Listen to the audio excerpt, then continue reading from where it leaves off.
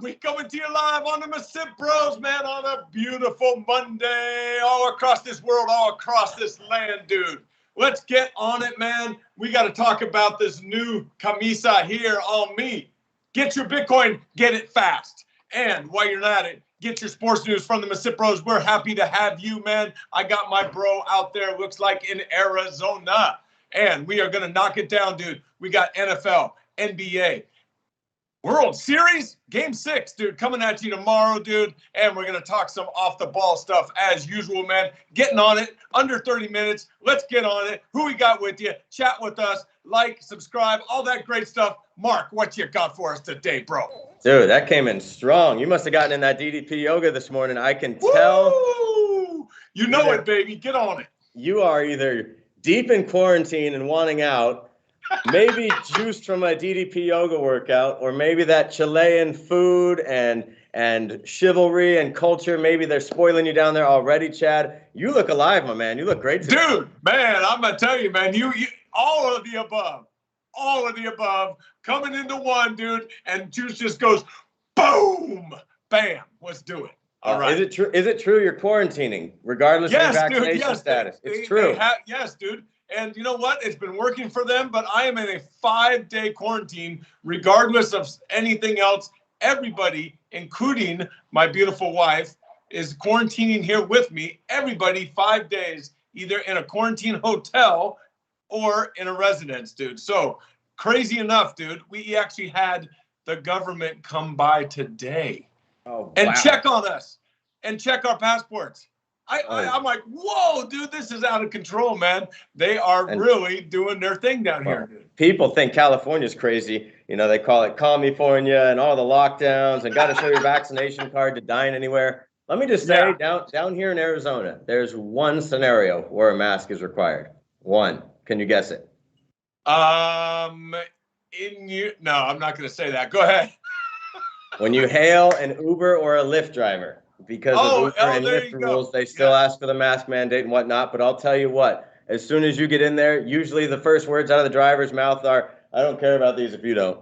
So while you're quarantining in Chile, I am living the wild, wild west life. We call Arizona, at least I call Arizona, Florida West. There's not a lot of oceans. Oh, there's no doubt. There's a lot more in common. No doubt, dude. They do whatever the hell they want in Arizona. And you know what? Good for them.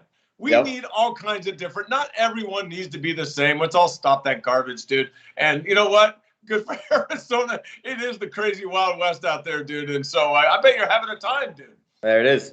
And I want to throw it out to the chat immediately. We already got some early joiners. That's great. Give us anything you got, folks. Join the conversation. We're going to start with a little NFL football as we do most Mondays. And we promise to cover what's become quickly a riveting World Series. Lil Bro here predicted Braves in 6. We're going back to Houston for Game 6. Chad predicted 7 games, Astros. Both scenarios very much alive. We promise to get to the World Series here in about 10 minutes' time. First, we got asked the question. Chooch, Chad, Big Bro, did you watch any NFL football from Week 8? Yes, dude. I'm in quarantine.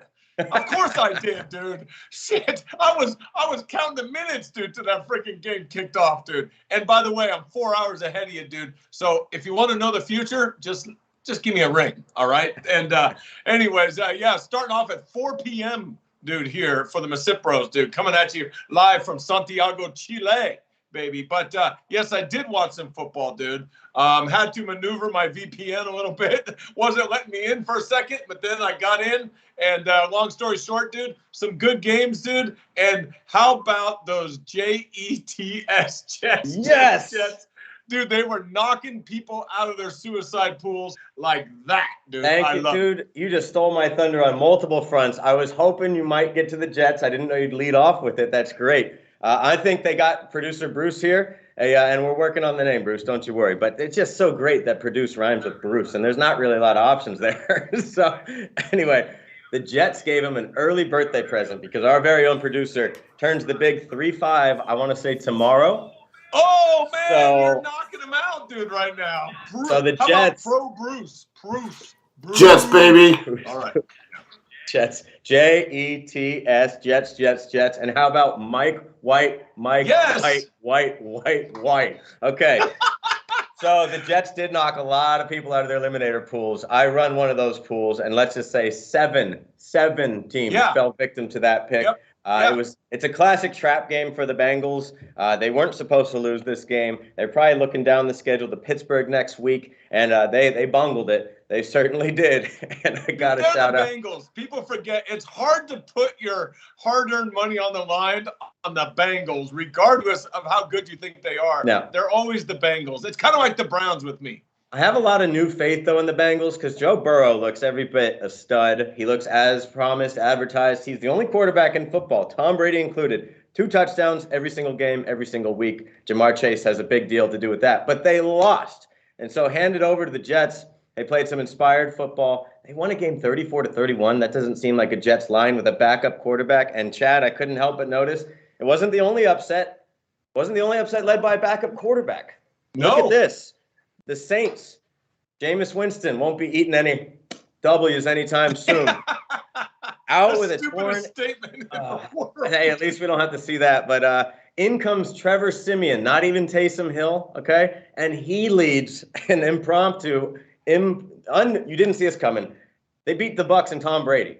And Trevor Siemian, is that Marcus Simeon's brother, dude? No, this is the former Broncos starter from 2016 and 17. Oh, that guy. Just a classic number 2, maybe number 3. But this is 2 teams operating on their third quarterbacks, the Jets with Mike White, the Saints with Trevor Siemian. And did you see the Sunday night game? I wouldn't call it a total upset, but you could have easily said the Vikings will probably beat the Cowboys, who didn't have Dak Prescott.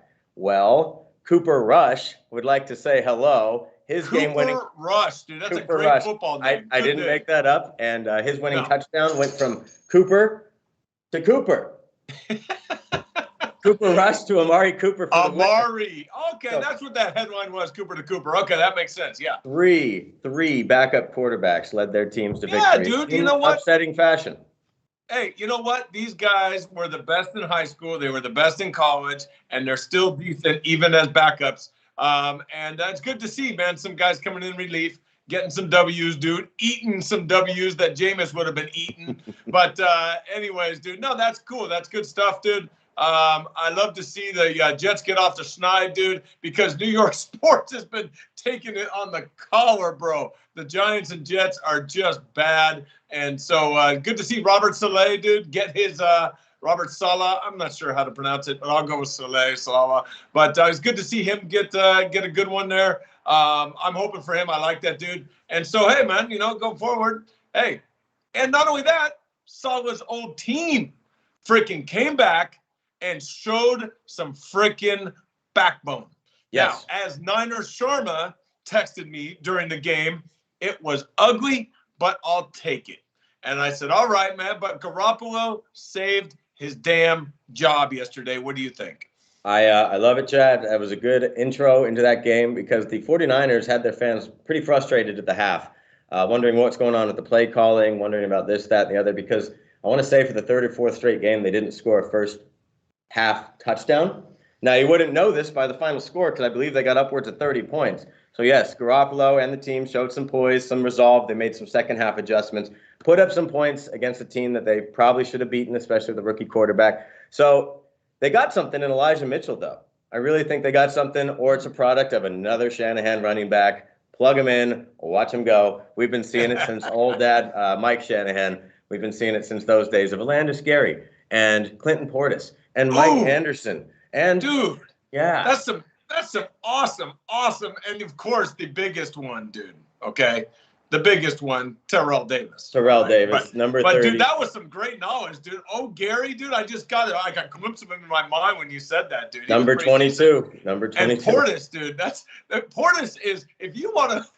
Dude, they should do a documentary on that guy's life. He's quite the interesting individual, to say the least, dude. Yes, I remember some of his post-game garb and his interviews were just wild. Yes. And a rare trade really brought Clinton Portis over from the Washington then Redskins, excuse me. Remember the trade was Portis for Champ Bailey, 2 All-Pros, kind of at the peak of their powers, and that was interesting to see back then. Yeah, dude, that's crazy. And that just brings up, I went and checked, because I'm doing my due diligence, got to check sports before I come on and talk about sport, damn it. And Von Miller, dude, just got freaking traded to the Rams for a couple of draft picks, and I thought, wait a minute, Von Miller for a couple draft picks, the Broncos got ripped. But you know what? It's old Von Miller. It's like a TJ Watt, I would say right now, in the way that Watt. The production isn't there as much. Still stout, still great in his craft. But what are the Broncos doing? Are they kind of like saying, okay, man, we don't see ourselves as contenders, so we're going to get some value? Is that what's going on? Yeah, they don't have the quarterback for the job right now. The division, I mean, we've looked at it constantly. Look at the quarterback position in the AFC West. Tim Tebow's available. Jesus. Yeah, right? Cam Newton's available. Heck, I'm sure Vince Young's somewhere out there kicking around. Oh, Vince Young, yes. I'll never forget his Wonderlic score and just how he didn't play the game at the smartest. But anyways, old number 10 from Texas. Geno Smith still has a job. Smith still has a job. And he won yesterday. So yes, another backup quarterback. Yes, another backup quarterback. It's a sign of the times, man. Colin Kaepernick. Hello, paging Colin Kaepernick. No. Wow, no that one man, later. That boat has left the harbor, dude, unfortunately, and that's not happening. And one of our favorite individual players who's just been dominating his position, leading everything from 50-yard runs to 20-yard touchdowns to yards up to contact, Derrick Henry. Happy trails, apparently, nursing what could be a broken foot. Chad, I am pulling the panic button, not just for the Titans and the rest of their season. They did win their 4th game in a row yesterday over the division rival Colts. They should win that division still. But, Chad, I'm getting all sorts of Yao Ming heebie-jeebies here because Derrick Henry's a big fella, okay? Big boy. And he's going to need all of that foot. So here's the hope, and he gets, he recovers. Things are proper. I just get a little worried that much horsepower hinging on a foot like that. The reason I brought up Yao Ming, such a big guy, started to have those lower half injuries and was never the same. Yeah. And I just want to say, Derrick Henry, we're going to miss you. The Titans certainly will. And heal up, my man. You were one of a kind at the running back position. No doubt, dude. A freaking truck, dude, to say the least. And not only that, man, not only does it hurt the Titans, that really hurts the Titans because now they got to rest on Tannehill. He's not a number 1 quarterback in the way that he has to win the game all the time. Having Henry back there sure helped him. So that's going to be tough for the Titans. But Derrick Henry, dude, it depends on what kind of foot injury it is. Okay, if it's like, remember Darren McFadden with the Liz Frank? Okay, yes. Those things go. They think, okay, that's just another broken foot. It's not just another broken foot. Jacoby Ford comes to mind. Painful injury, dude, and I've had one, and it sucks, and it messes with you for the rest of your life. And so, anyways, let's see what kind of injury it is. But that hurts, man. Definitely the Titans in their race, but they got kind of a weak division, so they might be okay. I mean, yes, it was basically they took out the one team that could even pose a threat to them. It'd be the Colts because the Texans and the Jaguars. Oh, dude. Boy. I mean, these are some really bad. Dude, those are some ugly franchises. Just toxic work environments. And Deshaun Watson, if you're going to be traded, it'll be by tomorrow. Tomorrow is the NFL trade deadline, November 2nd. So I'm not sitting here waiting to see will Deshaun Watson play this year. Just waiting to see if he's going to go down with the sinking ship. I don't think there's a chance he gets traded because he has so many legal problems that they got to fix that before they. So this trade deadline came at a bad time. He's not going to get traded. I don't see that the NFL signing off on him being traded anywhere. Also, dude, when it comes to the Jaguars. Oh man, dude, where's the Urban Meyer last night, dude? Was he out partying it up, dude? Doing some funk on the dance floor, dude, with some co-eds, dude? What was he up to, man? What do you think he was up to last night? Hopefully he was reviewing the game film and getting on to the week 9 because that's what most coaches say. Most coaches do. Yes, but when we started the how long until Urban Meyer's out watch, we had no idea John Gruden would be the first coach axed the very next week. This is the speed that football moves, especially NFL football. And speaking of moving fast, Adrian Peterson is already signed with the Tennessee Titans. No way. Adrian Peterson, AP, is still around, dude? Yep. That is awesome. Why not, dude? I mean, where's Darren McFadden, dude? Why don't they pick up Quentin Portis? Why don't they pick up who else they got out there, man? That's an old school running back, dude, that we can send to the Titans, dude. Hey, if you got an old school running back third on your depth chart, dude, the Titans are calling you right now. Yeah, maybe Garrett Blunt might be available. Ooh, Garrett Blunt. Nice, and I'll never forgive Le'Veon Bell years ago. He got pulled over in a traffic stop, and he got busted for weed in the car. with LeGarrette Blount. You mean to tell me you're going to get caught with a blunt with LeGarrette Blount? Just do better, guys. Come on. Anyways. So boy, I just man, want to, and that's a whole nother story. Le'Veon Bell screwed his career up trying out of Pittsburgh. He sat out the wrong season, that's for sure. Yeah. He hasn't been the same player since. And before we move on to the World Series, it's a doozy. Just want to say, Tom Brady appreciation post right here.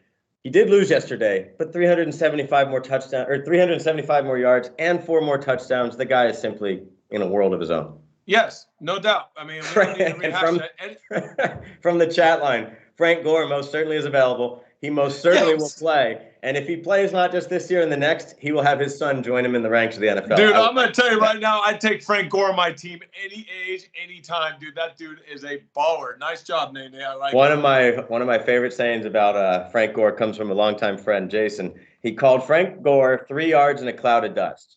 Yes. All the time. Just 3 yards, yes. 3 yards, 3 yards. Never going to lose yards. Does his thing. So moving on to the World Series, it's heading back to Houston, Chad. We got Game 6 looming tomorrow. I want to give the Astros a big piece of credit because Game 3 and 4, their bats went completely silent. The Correas, the Bregmans, the Yuli Gurriels were being called into question. Are they really going to bat 160 cumulatively and just piss this thing away? Well, they went down 4-0 in Game 5 yesterday. Might be some of that championship resolve. Might be some of that playoff moxie from all the years going deep. They didn't panic. They answered not just once, but twice before putting up a 4-run lead of their own. Correa's bat came alive. Yuli Gurriel's bat came alive. Jose Altuve won't stop hitting homers. The Astros look somehow in command all of a sudden, and they're the ones with the deficit. Nice reboot there. I like that, dude.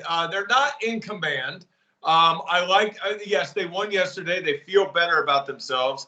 The Braves, what they did, man, was the Braves think that they're outsmarting everybody, okay? And it looks like they are. They're up 3-2. They got their 2 starters rested, okay, for coming up. Max Fried, and then I think Ian Anderson is the next one. This being said, but the problem is that the starters only go 4 or 5 innings, 6 innings. The Astros were in panic mode. 3-1. Got to do something. Dusty changed the lineup, moved some guys around, put Gurriel up there, put Correa third. But one thing also going in Houston's favor, you get Alvarez out of left field. That's huge because that dude is not an outfielder. He misses cutoff men and also runs into walls. Not good. And so the point is, man, is that, you know what? They get their big boy back and they can put a good left fielder in there. I see this thing going 7, dude. I called the Astros in 6. Not happening, but Astros in 7 is pretty good too. I think we come down to a Game 7, anybody's game. Hey, as long as it's out of Atlanta and I don't got to watch this garbage anymore. Oh, man. Did you see the stiffest tomahawk chop ever given? I am beyond freaking sick of that garbage. I've been saying it for years, way before all this stuff. You know that. I'm like, and my boy Cube in Kansas City, his stupid Chiefs do the same thing. I'm like, can you guys come up with something, I don't know, newer in the last 20 years, dude, doing the same stupid chant and chop and all this kind of stuff. So I'm happy I don't have to see that anymore. Hey, are the next 2 games in Houston or are they doing 1-1? I forgot. The next 2 games are in Houston. Atlanta already had their 3 in the sun. 2-3-2. Big advantage. Yes, big advantage, absolutely, especially in an odd ballpark that they've long had a home field advantage in, trash cans or not. Dusty Baker's going to be brought in the spotlight, of course. Let me just say one thing that won't be happening. I guarantee this, listeners, no starter is going 8 innings and holding either team to 1 hit, and it's just not happening. No one's going 7. No one's going 6 1/3. No. So it's just today's ball, dude. It's really hard for us, I wouldn't say purists, but the way we've watched baseball evolve over the last 10 years has been kind of hard, and especially now it's like it's at the other end of the spectrum now on the pendulum is swinging very hard the other way. The Braves are starting guys who never even freaking played in a postseason game, who had 5 innings all years. I mean, who the hell do you think you are, dude? They started a guy like that garbage out there. And they wonder why the numbers are down, dude. I just saw a stat, dude, before I came on and went on The Athletic. Last night's game, I'm sorry, was it Thursday night's game? Thursday night's game, NFL, 24 million viewers, cards, and, okay? How many watched the World Series last night? About 6. 7. 7 million. On Sunday night, going against Sunday Night Football never helps, right? 7. It'll split that 7, demographic dude. big time. And yes. And so you cannot continue to do this. There's no one that, I mean, when you think of it, baseball, what's the big draw for a baseball fan when you got Astros and Braves? There's no big pitch. There's no one to like, okay, man, I want to see this guy pitch. I want to see DeGrom pitch. I want to see, in his heyday, Kershaw pitch. I want to see Greinke pitch. No one says that anymore. I want to see Verlander. I want to see Garrett Cole. I want to see Ohtani. I want to see these guys. You don't have that. And these guys are just, you're plugging in people that weren't even on the roster all year, dude. We're like, who's this guy? Parkinson? Does he have a disease? I mean, what the hell is this, dude? I don't understand what's going on. So it's hard to tune in and check it out, man. Well, the Astros are certainly dying hard, as they would say. Again, 4-0 lead on the 4-0 deficit on the road with your facing elimination. A lot of teams would have folded. We've seen the A's do that regularly over the years. And just saying, and we'll get to more A's talk here in a second. They lost their manager. But you were talking, not many people are tuning in to watch Zach Greinke pitch. How about watch Zach Greinke hit? He got a pinch hit yesterday. Pitchers who rake. He went a little oppo right field. I love it. Let's never forget the guy went. One of our favorites to talk about. We admire his transparency through his mental health issues and how he came back a stronger, more likable version of himself. He really honed that in, if you will. But the guy has 10 homers over the course of his career, 9 stolen bases. We love athletes on the mound. Zach Greinke is one of them. Athlete. I love seeing that. And then Dusty pinch hits him in the World Series when he's not playing, and he freaking strokes one to right, dude. That was cool, man. That was very cool. And but that's what do they call that? That's not a bug. That's part of the system. So what I'm trying to say is Greinke is an anomaly, right? Because then you got the Framber Valdezes and all these guys going up there and looking bad, dude, looking real bad. So we will see what's going on. I love to see it. I don't know how long we're going to see it again. We got the CBA coming up, which is a whole nother discussion. Will they even, I see a lockout coming out, dude, December 1st. But, speaking of that, dude, before the lockout, will teams after the World Series start signing free agents? Will they start trading guys? In the meantime, the A's, you mentioned the A's, I think, man, and they just lost their captain, all right? Because captain of a sinking ship, right? 10 years. Yeah. He goes to San Diego, an excellent landing spot.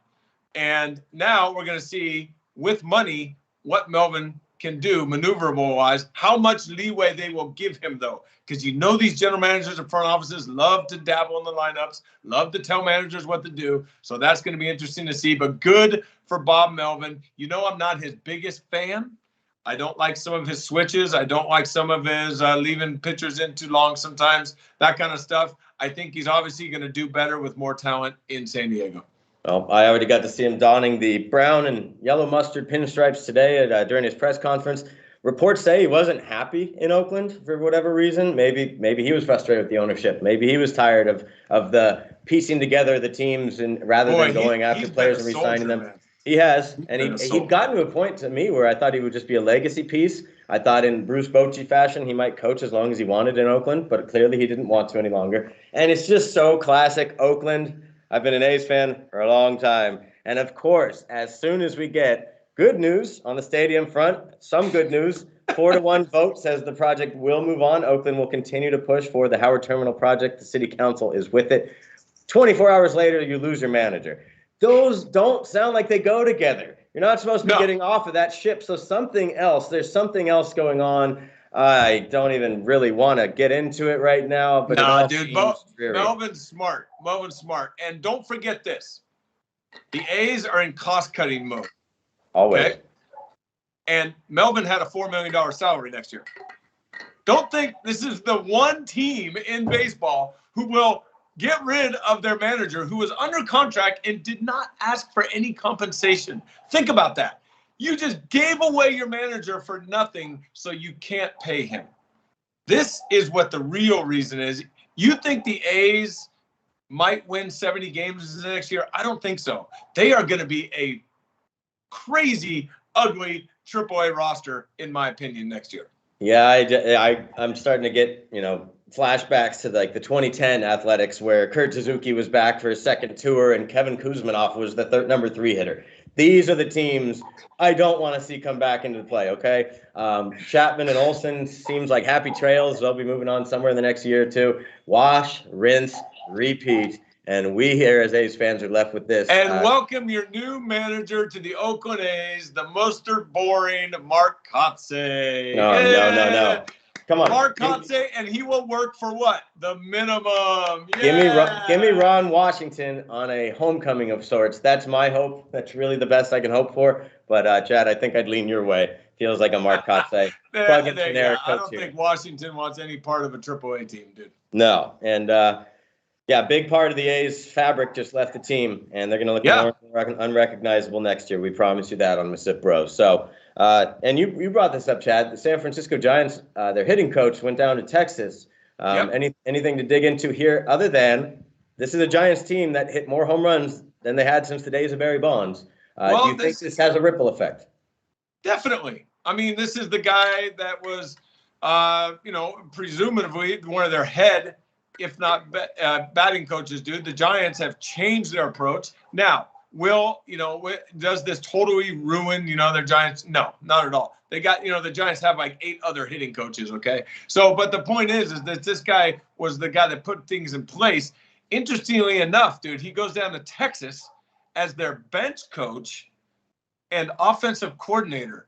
Now, they stole that from the NFL, dude. Yeah. Offensive coordinator? I've never heard of that. Wait a minute, did I read that right? And I did read that right. And I was like, wow, look at this, dude. I love these new titles that we give these guys and gals, and I think it's very interesting. But long story short, dude, when you have success, people raid your organization. Look at the Rays. Look at the Dodgers. Where'd Farhan Zaidi come from? Dodgers. Where did everyone, a lot of people came from Tampa. A lot of people came from, no one's stealing anything from the Orioles.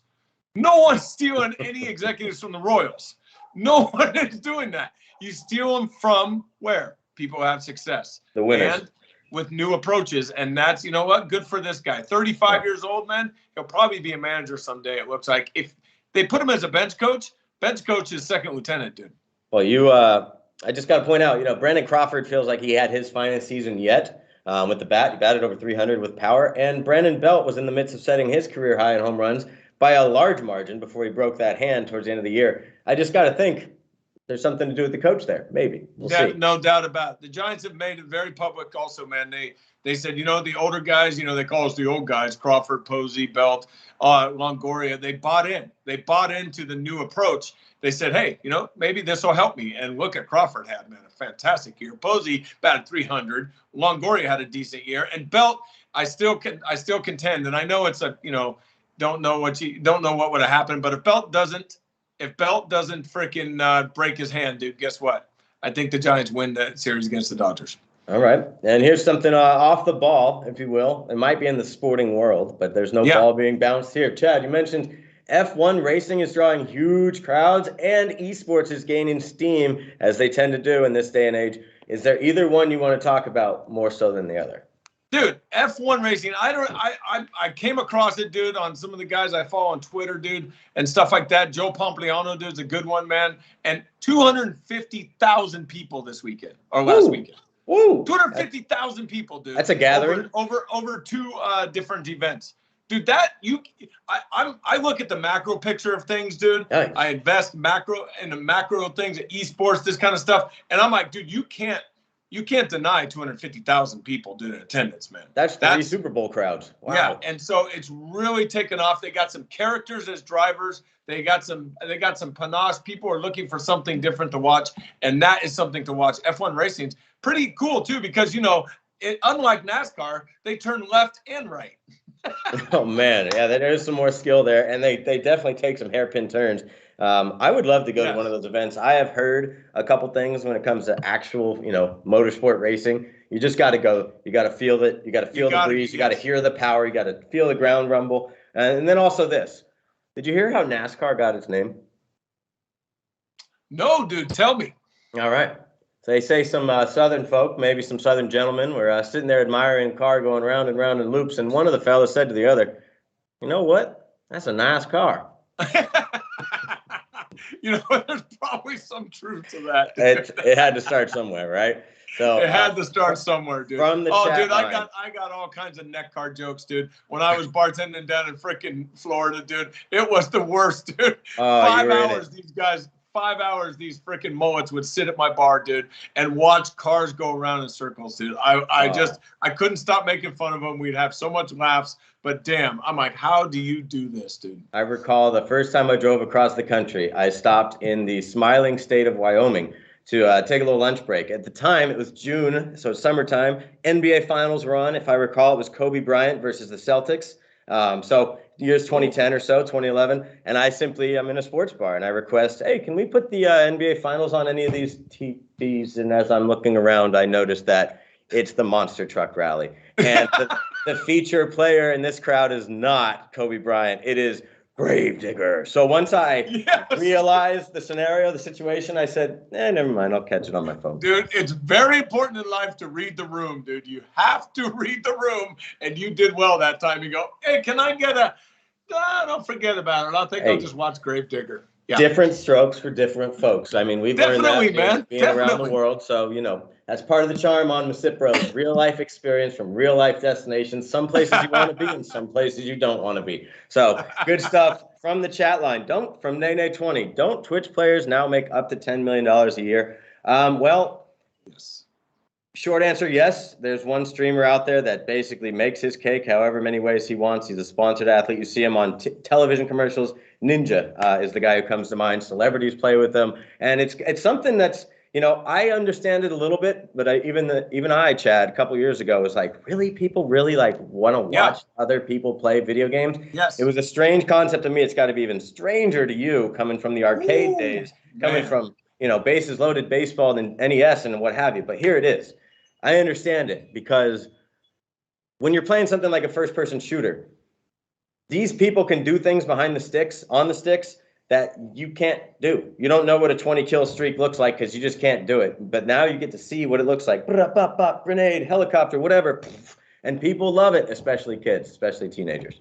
No doubt about it, man. It's an engaging activity, okay? And that's the big thing that people, younger generation want, dude, okay? And yes, do Twitch players make more than 10? Yes. And esports, man, is a huge business now that guys and gals are getting sponsored. They freaking are making millions. And then even the lower tier ones, even the second, third, fourth, fifth place, like golf, you see the golf guy like 20th place make 500K. You're like, what? And so you're seeing this in esports, and guess what, dude? They're getting paid in crypto now also. So, and in the crypto world, dude, this gaming is a huge business. And so you're going to see more and more of this because the younger generation, dude, has been left out of the legacy market of the way we used to make money, and they're looking for their way to cash in, and you're watching it, dude. Esports and fan-to-fan engagement with other people online is still engagement, and they are freaking killing it, dude. The numbers are getting bigger and bigger every year. It's crazy. Every year. And they got hindered a little bit with COVID hitting and everything because a lot of these events are in basketball arenas and other forums. It kind of looks like a Comic-Con in there, but thousands of people go and watch. Dude, tournaments in person. I know this is very fast, man, but like 5-6 years ago, man, when I was living in the city, San Francisco, dude, I saw an advertisement, man, I saw an advertisement for esports. I had no idea what it was, dude. I'm like, what is this? And they're like, at the Oakland Arena, okay, Oracle Arena, they said, okay, $10 to come watch people play video games. I went, what the hell? I made fun of it at first, and then it came around again, and so I went. Dude, I went there. There was maybe 200 people in the whole arena, and they got them on the bed, and they're playing the games, dude. And I'm thinking, this might work. This might take off, dude. And so now look where it's at, dude. On ESPN, nationally televised. Not only that, it doesn't have to be on ESPN. Go online. Go on Twitch. There's tournaments all the time, dude, for big dough, big dough. You know what? Props to them. Hey, if you can do it, baby. Big dough, big promotions, big crowds, lots of sponsorships, lots of money. And somebody pointed this out to me. Yes, you can watch football every Sunday, but occasionally someone like Derrick Henry in real life will get hurt, right? If there's a real life injury from a real life sport, and then esports, Your digital version of Derrick Henry is he won't get hurt during these games, and I get it. Haha, it's a Madden game, whatever. But also, the players themselves, they don't typically miss events with injuries outside of a metacarpal sprain or what have you. You can count on these performers to perform, and it kind of made me go, huh. You know, when it comes to, spending money to go see the Lakers play, you want to make sure when you dole out your hard-earned cash that LeBron's not taking a rest day or Anthony Davis isn't out with a migraine. Those things can happen. But when an esports setup comes to your town, you can almost bet your ass all the performers are healthy, well, and playing. Yeah, dude, that's just a different dynamic, man. Most definitely, dude. And whatever floats your boat. One thing it's not great for is the social aspect of people going outside and enjoying nature. But, hey, like we said, to each their own, dude. And, hey, those guys and gals, dude, they get after it, dude. And they are serious about it, man. Serious. Maybe that will be one of the next adventures of the MisippBROs, attending an esports tournament, maybe live in person, a little content for the Instagram page. I'd be interested to see it. I really would. Right. So we'll save that for future horizons. Speaking of future horizons, if you missed the beginning of the show, Chad firmly seated south of the equator in Chile. Are you near the capital, Chooch? Dude, I'm in the capital, bro. Santiago, yes? I have that right? Capital. Let's take a look at, I'm going to piss Bruce off. Let's take a look at Santiago, Chile, shall we? Hey, palm tree. Nice. There it is, man. That's a good skyline. Are you in your home, your Casa de Mariela? I'm in my home, dude. In my home, quarantining. With my lovely Mariella, and we're on day 3. We got 5 days, not bad, 5 days, and get to hang out, do MisippBROs, watch some NFL football at freaking god awful hours, dude, and and get going, man. So yeah, I'm here for I'm gonna be down here for a while, man. So it's gonna be fantastic. We're trying to get you down here, bro. You need to jump on a plane. 2022, no Christmas, dude? Okay. 2022. Right. No Feliz Navidad this year. Santa Claus can bring Mark to town next year. All right. But yes, so when we come back Thursday, we will have a result to the World Series. Game 6 tomorrow night. Game 7 as necessary Wednesday night. So come Thursday, we will have a World Series champion crowned. Chad's still going Astros in 7. Lil Bro's going Braves in 6. We'll see if I'm right. But we encourage you to hit the subscribe button, hit the like button, give us any off-the-ball topics for next show, and what the heck in a raging Toro is that? Dude, this was a great wedding gift, dude, and this reminds me of this. Time for change. The change is coming. It's a bull market. Buy your Bitcoin. Is that the man on the moon by any chance? Is that what's going on there? All right. Yes. Well, good stuff. We will dive into crypto. Again, folks, since I'm here with you for the show, Shiba Inu has still not hit $1, let alone a penny. If it did, I wouldn't be here right now. Get out of the dog coins and get into some real coins. Come on. All right. Well, thank you for joining us, listeners. Lil Bro, kicking it to Big Bro. Send us off. We'll see you Thursday. You got it, man. Thanks for chiming in on the MisippBROs, dude. Every Monday and Thursday, 12 Pacific, 4 o'clock Chilean time. Let's get after it, dude. MisippBRO in Arizona, MisippBRO in Santiago, Chile. Every week, we're knocking it down. Thanks for showing up. We love you. Bruce, you're killing it. Adios for now. As they say now. Happy birthday. Here. Ciao. Feliz Navidad. Feliz